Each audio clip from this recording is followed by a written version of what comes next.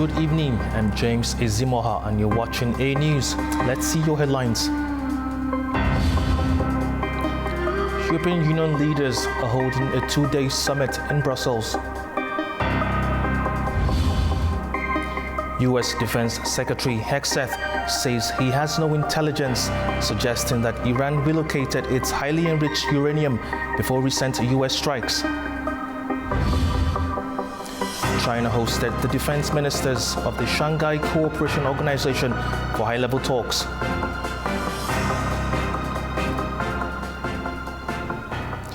European Union leaders are holding a two-day summit in Brussels with heavy focus on global conflicts, geo-economic pressures, and trade tensions with the United States. EU leaders have opened a two-day summit in Brussels to address mounting global and economic pressures, including the war in Ukraine, conflict in the Middle East, and trade tensions with Washington. Ukrainian President Volodymyr Zelensky is expected to join via video as the bloc debates a new round of sanctions against Russia and how to manage the war's energy impact. Baltic leaders renewed calls for Ukraine's accession to the EU, with Lithuania and Estonia urging faster political progress. As Latvia, as Baltic states, we are very committed to further sanctions against Russia and as well Belarus, because for us it's very important to keep Russia out of financial resources. And sanctions is a very effective way, as well as shadow fleet. Another major item on the agenda is how to respond to US President Donald Trump's July 9th deadline for a new trade deal. Most EU leaders favour a quick agreement, even if it benefits Washington, to avoid prolonged tariff disputes. I support the EU Commission in all its efforts to reach a trade agreement with the United States quickly. I want us to get Mercosur off the ground and conclude further trade agreements. Europe is facing decisive weeks and months. This European Union has the support of the federal government of the Federal Republic of Germany. And I would like to make my personal contribution back in Brussels after many, many years to ensure that Europe enters the next few years successfully. The problem is that on behalf of the United States, we have a heavyweight peer maker. On our side, European Union, we have a light capacity and capability leaders to negotiate. So the problem is that the American negotiator is very strong. Our negotiators are rather weak. That's the problem. The talks follow a NATO summit where members pledged to raise defence spending to 5% of GDP. Spain's refusal to do so drew threats from Trump to double tariffs on Spanish exports, a move that could impact the entire EU. The summit is also expected to address the worsening humanitarian crisis in Gaza, regional instability, and efforts to revive nuclear talks with Iran. Migration and internal security remain on the agenda as well. Poland's parliament has voted in favor of withdrawing from the Ottawa Convention, an international treaty banning the use of anti-personnel mines. The decision follows similar moves by Lithuania and Finland, raising concerns about the future of the convention. Poland is moving to withdraw from a key international treaty banning anti-personnel landmines. In a vote held in the lower house of Parliament, 413 deputies supported the government-backed bill, with just 15 opposing and 3 abstaining. The decision brings Poland closer to exiting the Ottawa Convention, officially known as the Convention on the Prohibition of the Use, Stockpiling, Production and Transfer of Anti-Personnel Mines. The legislation now heads to the Senate and then to President Andrzej Duda for final approval. Poland's defence minister said the move is needed for security, stressing the country cannot be bound by rules limiting its defence. Other countries in the region have already taken similar steps. Lithuania voted to leave the treaty in May, followed by Finland in June. Estonia and Latvia have signalled plans to withdraw as well. Adopted in 1997 and ratified by over 160 countries, the Ottawa Convention was seen as a landmark step in protecting civilians from landmines. The regional shift is raising doubts about the Ottawa Convention's future. With several countries withdrawing, serious questions loom over its effectiveness as a global ban on anti-personnel mines. A new international tribunal has been set up to prosecute Russia's leadership for launching the war in Ukraine. It's the first court of its kind created by the Council of Europe's human rights body and will operate independently of existing legal institutions. Ukrainian President Volodymyr Zelensky has signed an historic agreement with the Council of Europe human rights body to establish a special tribunal dedicated to prosecuting Russia for the crime of aggression against Ukraine. The signing ceremony took place in Strasbourg, where Zelensky was welcomed by Council Secretary-General Alain Berset. Officially backed by European foreign ministers in May, it will focus on senior Russian officials who orchestrated the 2022 full-scale invasion. The Ukrainian president said the move sends a powerful signal that aggressive wars will not go unpunished. This is a really truly very important step. Today we are launching the process to create a tribunal for Russia's crime of aggression against Ukraine. Every war criminal must know there will be justice, and that includes Russia. And we are now boosting the legal work in a serious way. There is still a long way to go. Politically, we have already made big progress, and I'm grateful to the Committee of Ministers, to the Council of Europe, and to everyone showing leadership. Unlike the International Criminal Court, which lacks jurisdiction over crimes of aggression, this special court is designed to specifically target national leaders. This include acting or former presidents, prime ministers, and foreign ministers who bear the highest responsibility for initiating war. This marks the first time the Council of Europe is establishing such a tribunal, which will operate independently from the European Court of Human Rights. Ukraine and the Council of Europe are signing an agreement to establish the special tribunal for the crime of aggression. A tribunal to judge between victims and aggressors, between impunity and accountability. Because without accountability, there can be no lasting peace for Ukraine and Europe as a whole. The International Criminal Court in Hague has already issued war crimes warrants for Russian President Vladimir Putin for unlawful deportation and transfer of children during the Russia-Ukraine war. However, this new court will address the core act of launching the war itself. A dedicated registry has already documented more than 34,000 instances of war-related harm, including civilian deaths, torture, sexual violence and destruction, which may serve as evidence in future prosecutions. NATO leaders have agreed to significantly increase defense spending following strong demands from US President Donald Trump. At a summit in The Hague, the alliance reaffirmed its commitment to collective defense under Article 5. At the NATO summit in The Hague, leaders from all 32 member states endorsed a major hike in defense spending, a move strongly pushed by US President Donald Trump.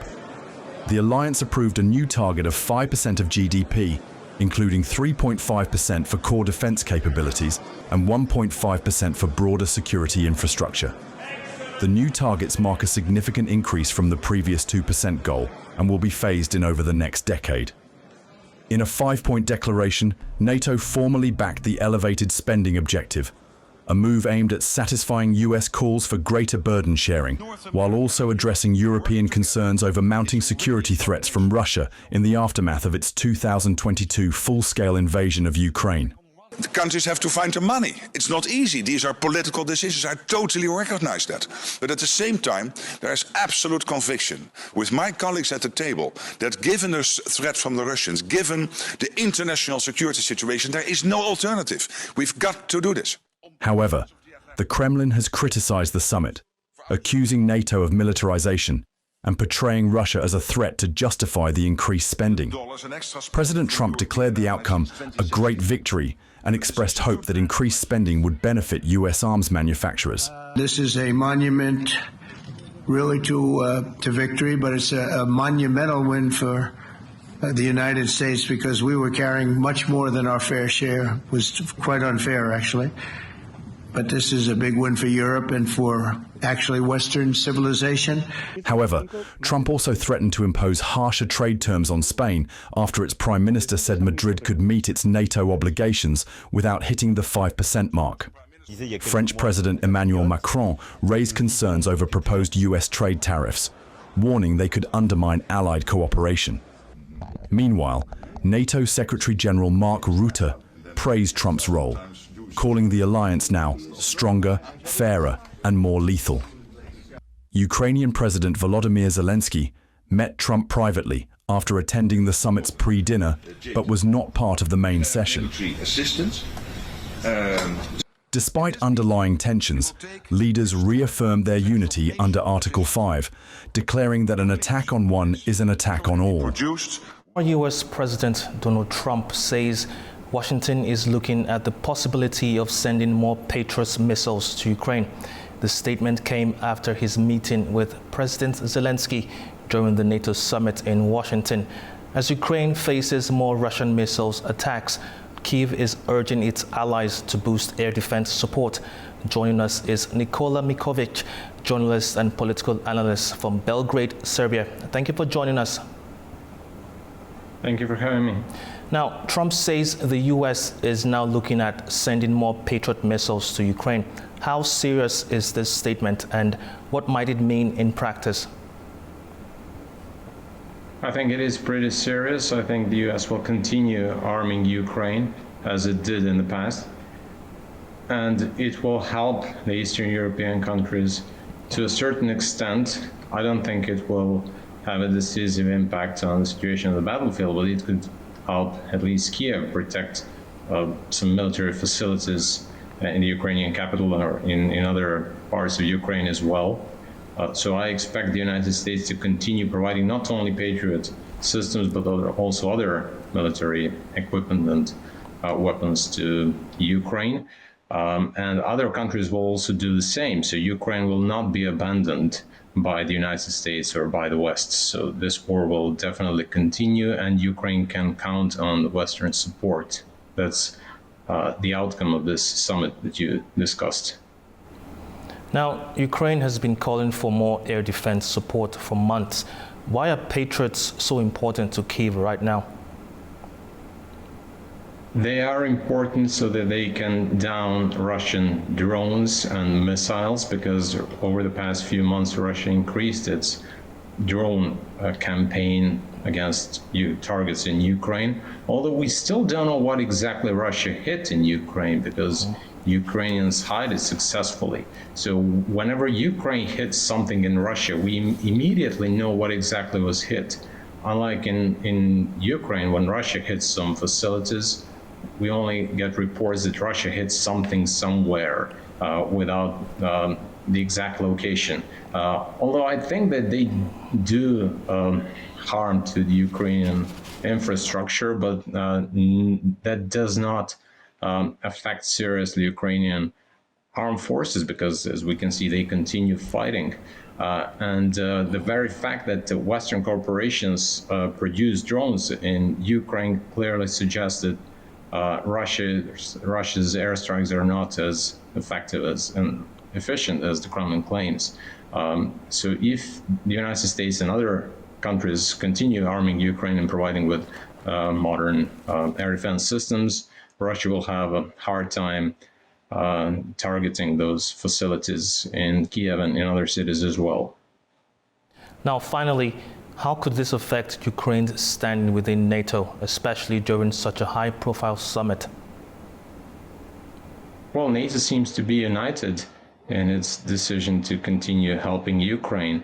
Now, that does not mean that Ukraine will join the alliance anytime soon, or if at all, because as we can see, the declaration adopted by NATO does not mention Ukraine becoming a NATO full-fledged member at all. But it does mention that NATO members will continue assisting Ukraine, and that Ukraine's security is also their own security. So NATO is there like Ukraine's major ally, if you will, which means that Ukraine can count on NATO's support, and that is unlikely to change despite Donald Trump's rhetoric and threats and his clashes with Zelensky. I think NATO is there to help Ukraine both militarily and financially, and European Union is also doing the same, helping Ukraine financially, and they will continue doing that, which means that this war will go on this year and possibly also next year. So I don't see peace on the horizon.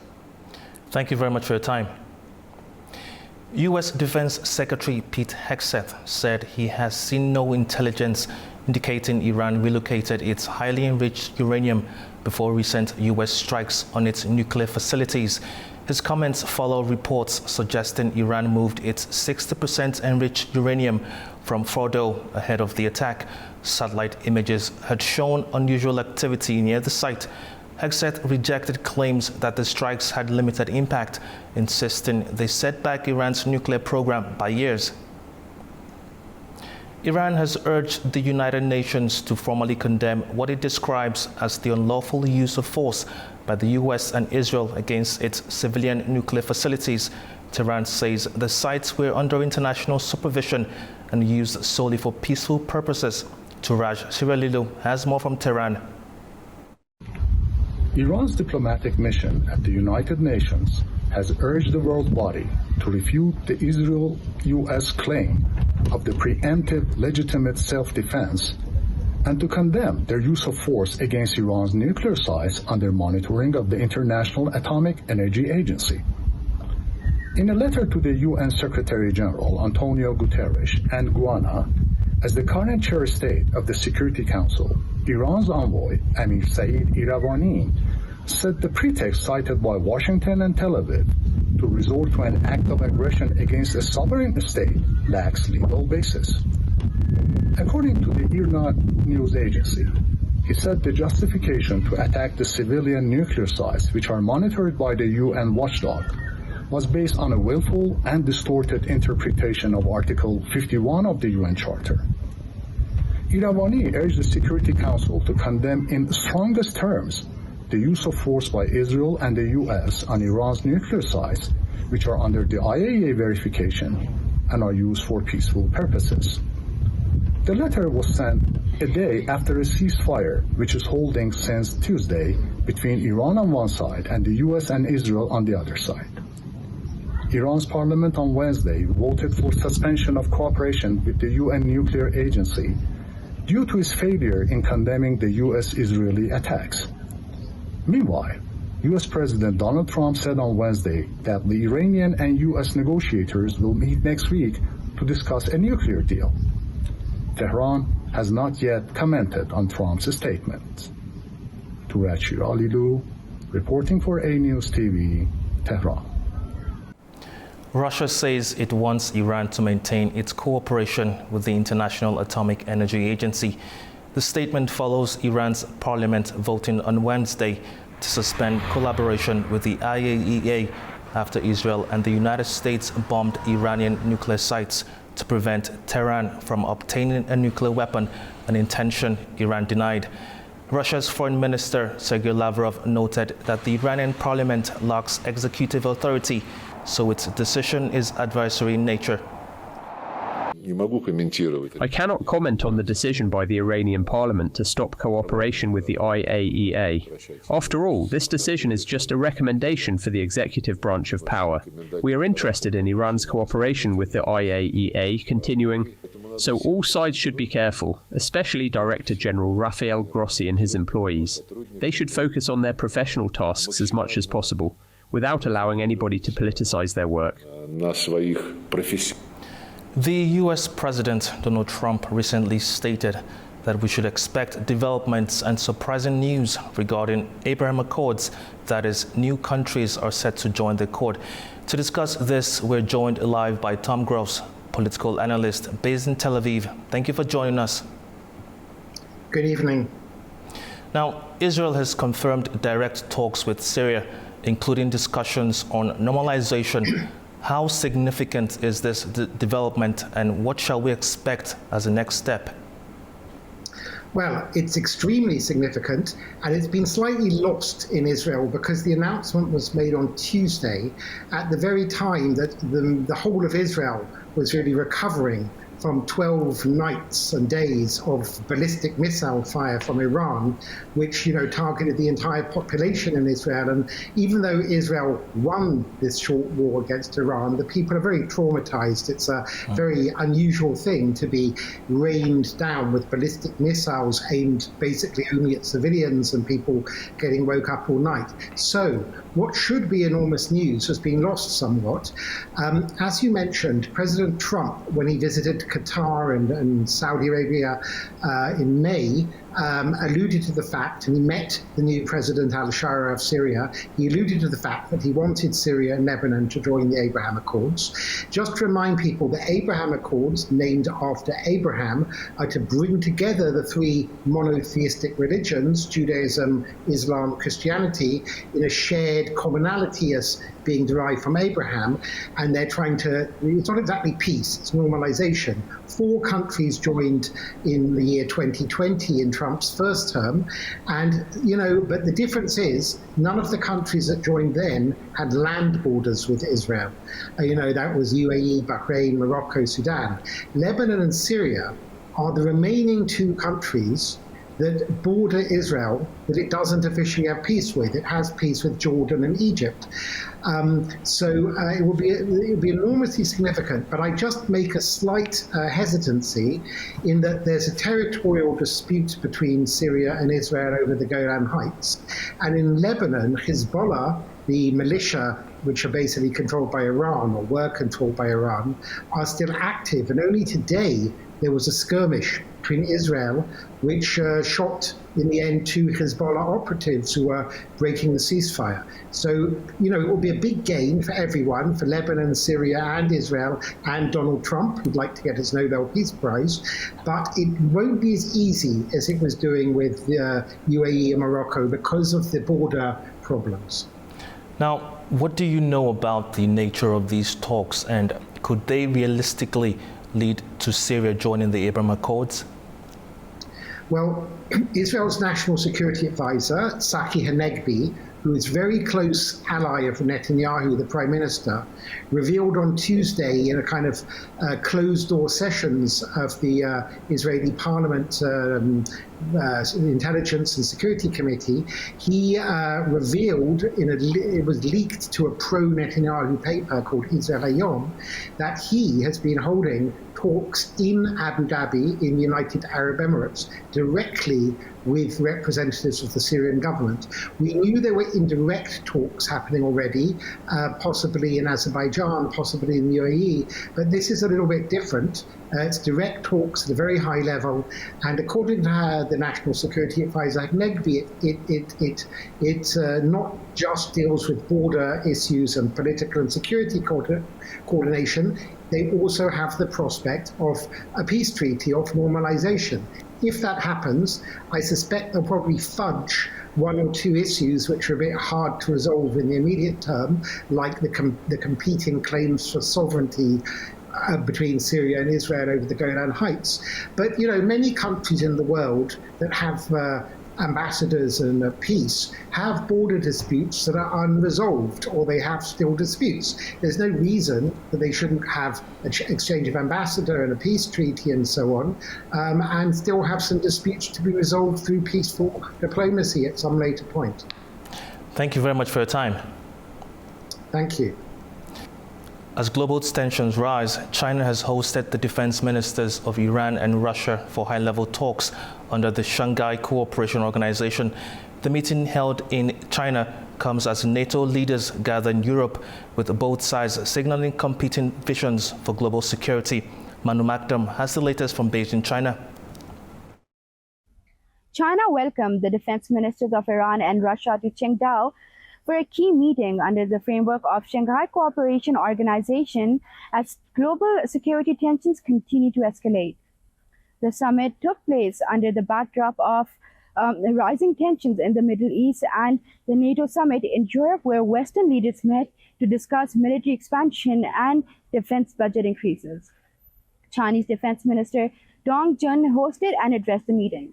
In his opening statement, he warned that the world is entering a period of instability and uncertainty, driven by unilateralism and power politics. He called on all SCO members to reaffirm mutual interest, deepen defense ties, and present a united front in the face of what he termed as external interference and hegemonic behaviors. The discussions focused on regional security and counterterrorism, with China positioning itself as a responsible power committed to peace through multipolar engagements. By convening this meeting during a major NATO summit, China has signaled its desire to elevate the SCO as an influential and legitimate alternative to Western alliances in shaping the future of global security. Manu Maktoum, A News, Beijing.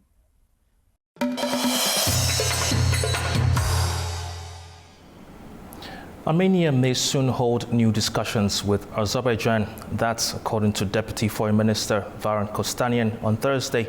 Kostanian expressed a positive stance toward dialogue, noting Armenia's readiness to sign a peace treaty and support for further meetings with Azerbaijan. He cited the recent leaders' meeting in Tirana as a promising move toward renewed discussions. A coup attempt, the rise of a cleric turned political leader, and growing public divisions have pushed Armenia into one of its most serious internal crises in recent years. The political turmoil long simmering beneath the surface now appears to have reached a critical point.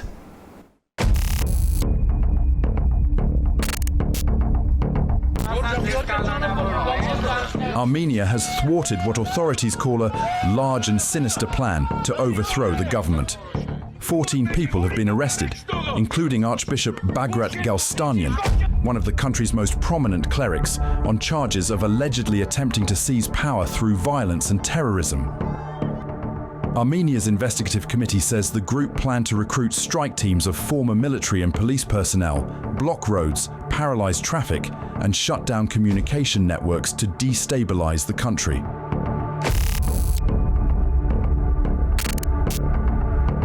At the center of the crisis is Galstanian, a charismatic archbishop who stepped down from his post to challenge Prime Minister Nikol Pashinyan with a movement he calls Sacred Struggle. Though ineligible for office due to his dual Armenian-Canadian citizenship, Galstanian's political influence surged as he led protests demanding Pashinyan's resignation. The Armenian Apostolic Church, deeply embedded in national identity since the Middle Ages, has long been a powerful moral force. During the First Karabakh War, and again after the Second, the Church played a pivotal role in sanctifying war efforts, using religious symbolism to galvanize national support and justify violence.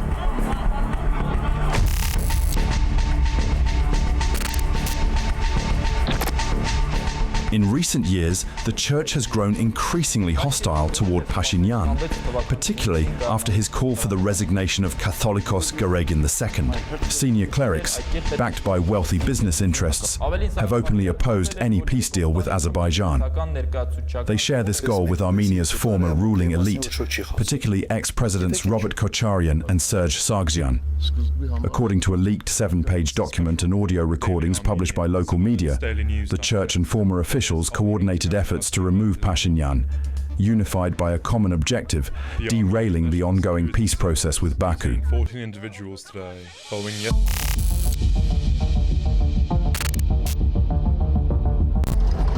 The 2020 defeat in the Second Karabakh War marked a turning point in Armenia's political landscape.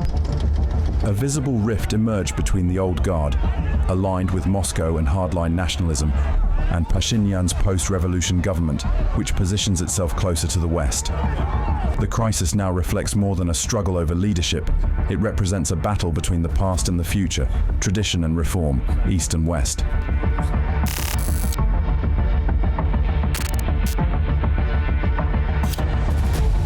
Moscow's hand, though more subtle than before, remains present.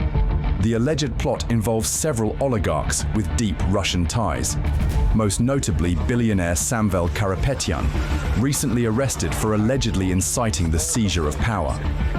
Kremlin spokesperson Dmitry Peskov confirmed that Russia is in contact with Armenian authorities regarding Karapetyan, who holds Russian citizenship. He also called the situation Armenia's internal affair. Since Pashinyan rose to power in 2018, Russia's grip on Yerevan has weakened. That shift has made Armenia a new frontier in a familiar geopolitical contest between Russian influence and Western alignment.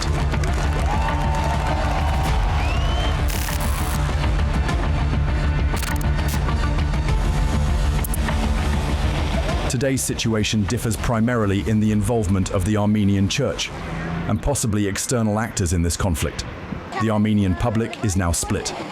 One camp supports Pashinyan's pursuit of peace with Azerbaijan, weary from decades of war and longing for economic stability. The other, heavily influenced by the church and nationalist sentiment, sees concessions as betrayal. With parliamentary elections on the horizon in 2026 and tensions still high on the border, Armenia faces a volatile mix of unresolved conflict, religious devotion, and competing loyalties. The crisis may have been diffused for now, but the underlying divisions remain dangerously alive. To unpack the situation in Armenia, we're joined by Sergey Marov, the director of the Institute of Political Studies from Moscow. Thank you for joining us. Now, what do we know so far about the charges against Archbishop in Armenia, and how credible do they seem?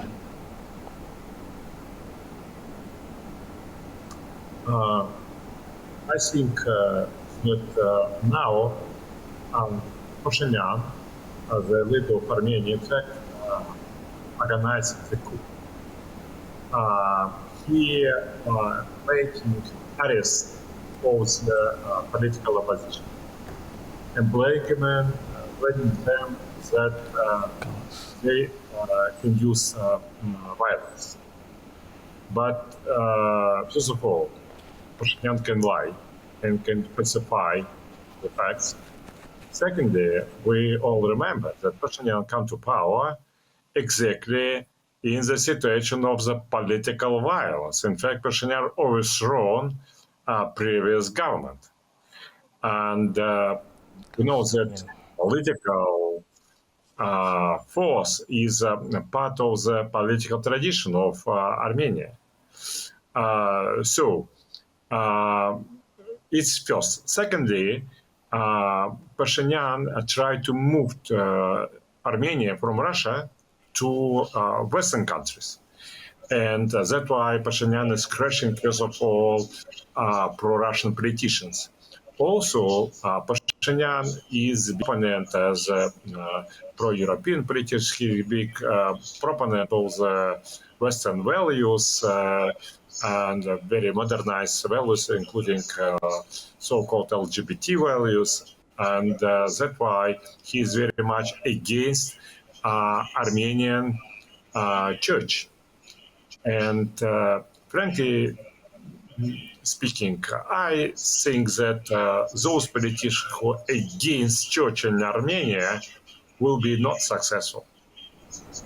Now, how is Russia likely to view the situation, and does it appear to be leaning towards supporting Prime Minister Pashinyan or siding with the church and opposition forces? Russia, I think, officially will support the peaceful resolution. At the same time, Russian politicians, Russian experts doesn't trust to Nikol Pashinyan. In Russia, most of the political elite and media believe that Pashinyan is moving step by step Armenia from Russia to Western countries. That's why Russia will have sympathy to those Armenian politicians who is opponent to Mr. Pashinyan. Also because Russia, a very traditional country, very much based on the traditional values, a lot of people of Russia have very big sympathy to the Armenian Christian church. Thank you very much for your time.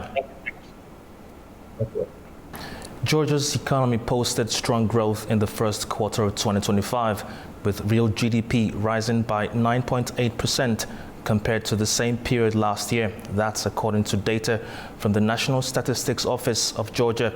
In nominal terms, Georgia's GDP for January to March reached approximately $7.7 billion. The GDP deflator for the quarter stood at 3.4%, while GDP per capita was estimated at $2,100.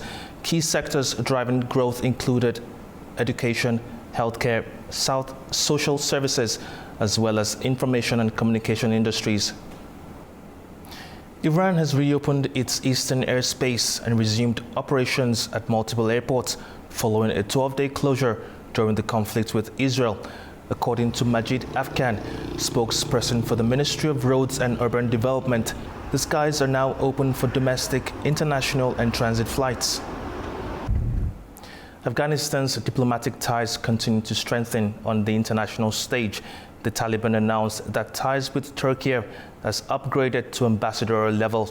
Our correspondent Tamim Bahis reports from Kabul. In Ankara, a major diplomatic milestone was marked as Afghanistan's acting foreign minister Amir Khan Muttaqi announced the elevation of bilateral ties between Kabul and Ankara to full ambassadorial status.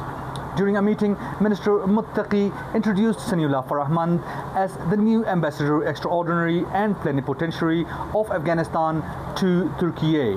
This move positions Turkey as the sixth country to recognize diplomatic relations with Afghanistan at this level, following in the steps of China, Pakistan, Russia, the UAE, and Uzbekistan. The announcement is being seen as another step by Kabul to legitimize its government on the international stage.